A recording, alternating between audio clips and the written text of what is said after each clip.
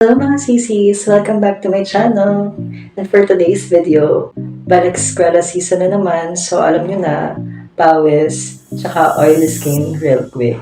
Don't worry because for today's video, I'll share you my realistic, affordable back-to-school makeup look. Back-to-school makeup look is great para sa napakainit na weather dito sa Philippines without using heavy makeup.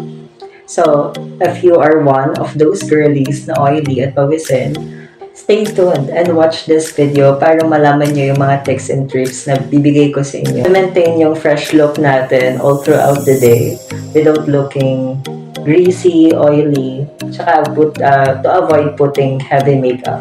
So again, if you want to know how I create a fresh, fullest-proof back-to-school makeup look, please skip and watch it.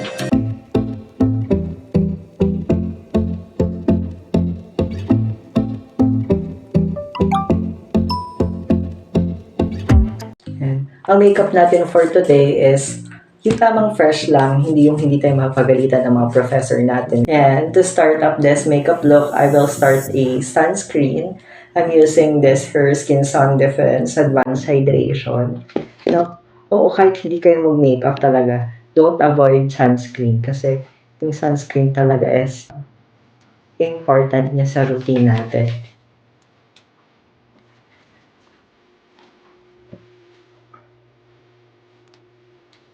Normal yung mga students natin, we doesn't have enough na time para to get ready. So, yung makeup look na lang natin is, we just want to look presentable na kapag nasa school tayo. After the sunblock, for moisturizer, I'm going to use this Sador Pure Natural Active Collagen Face Cream. It will make our face more hydrated all throughout the day. It says na dapat size lang. Especially for those oily people natin katulad ko, kapag masyadong dehydrated yung face natin, para magre-react yung face natin to produce more oil. So, we should moisturize our face first.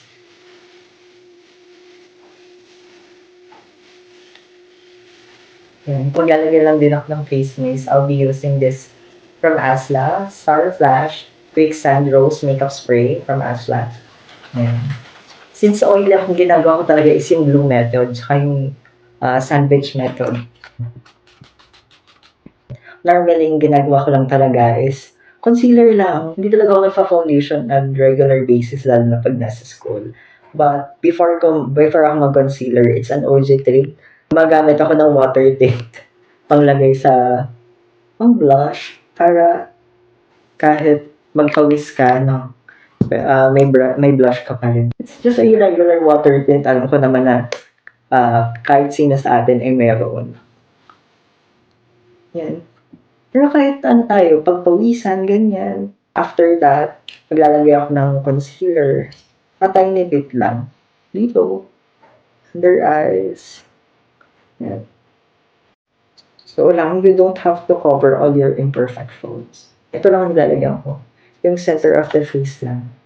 So, I will just blend it using a big concealer brush para concentrated pa rin yung coverage. Para matakpan lang yung mga pinagbuyatan natin. O, para hindi halatang alas 3 tayo natulog. Review ng ating thesis.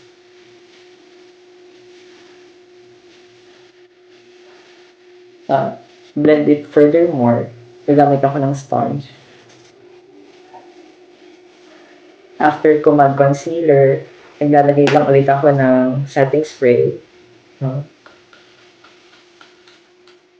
Yan, patuyuin ko lang siya bago ko siya iset. Hindi ka naman manghihinayang dito sa setting spray kasi I only bought it for 80 pesos ata more or less. Using a puff. No, ang gagamitin kong powder foundation press powder is yung Misty face powder lasting waterproof. I-press dito sa palm yung product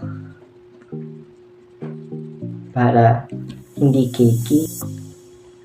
Tapos yung the rest, i-blend ko lang siya ng brush na walang Walang excess na powder.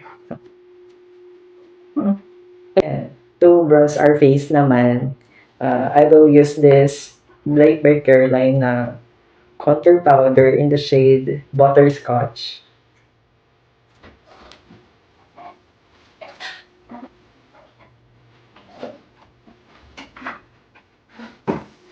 And for nose contour naman, I'll be using this Maybelline na contour powder. Yan. I'll be using this cool tone one para hindi naman mapula yung ilong natin kapag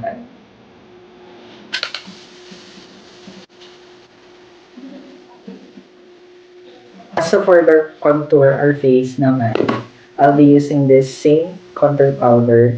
Ito yung yung dark one. Yan. Ito lang, konting-konti lang. Para hindi din siya ganun ka-detectable, kailangan yung contour idikit natin masyado sa malapit talaga sa hairline.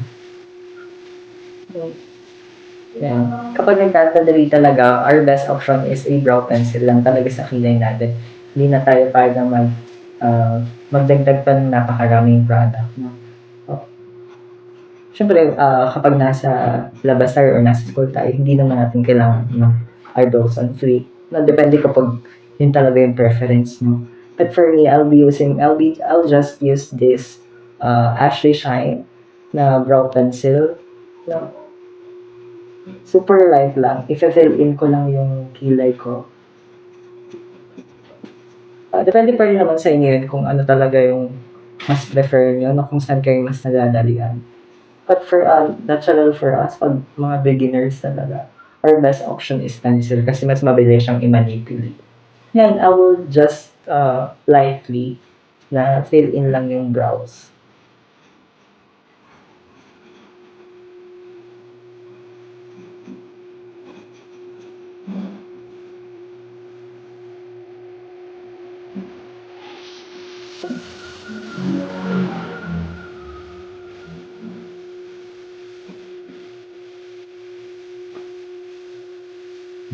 I'll just use a brow mascara.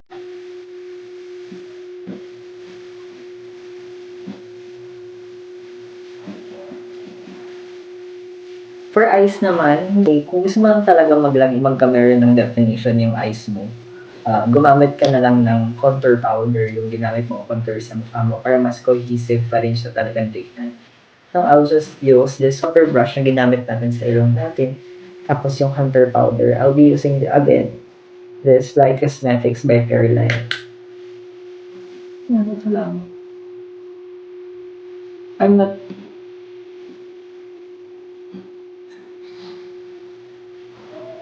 Yes. Tapos, yung mascara na gagamitin ko is this one from CC. It's all day waterproof lengthening mascara. No?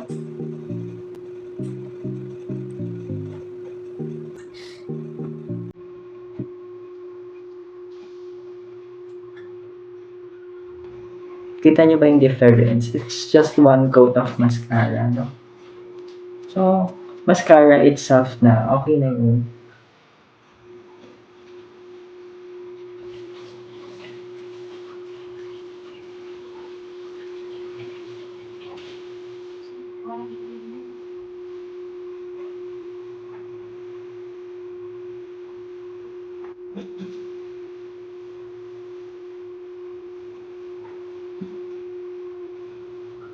Yan, naglagay na ako ng baby wing. Tapos, naglalagay na lang din ako ng half lash. Yung using the lashes na ginamit ko din sa previous video ko, which is yung Life Girls na Blueless in the shade JO1. Hindi ko alata kung kita, pero I did both two pieces lang sa both eyes para lang mas ma-emphasize yung mata natin. No? And for highlight naman, kung ito lang yung gagamitin ko din, yung forehead na palette na from Magnum. Gagamitin ko lang yung highlighter shade dito. Fingers lang. Tapos sa inner corner, konti lang. Hindi mo ako lalagay ng highlighter talaga sa face mo. Tapos, Tapos, for blush naman, ito lang yung powder blush from Kissy. Powder blush lang siya. Maglalagay lang ako ng konti sa pisngi.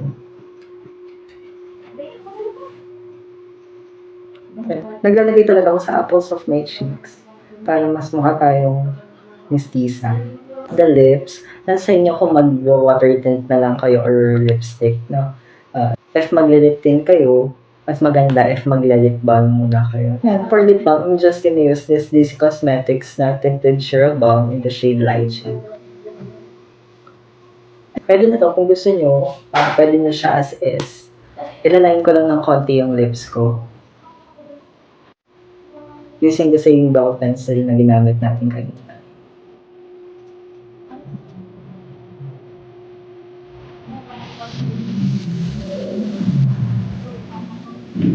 Tapos yung lower lip lang. Pwede na to. Pero maglalagay pa rin ako ng bullet lipstick. It's from the YOU Cosmetics na matte lipstick, color stay in the shade VO5 Hibiscus. Para isa siya, again, I'm just gonna use this Star Flash Quicksand Rose Makeup Spray by Asla. And yun. Patayin ko lang siya and I'll be back.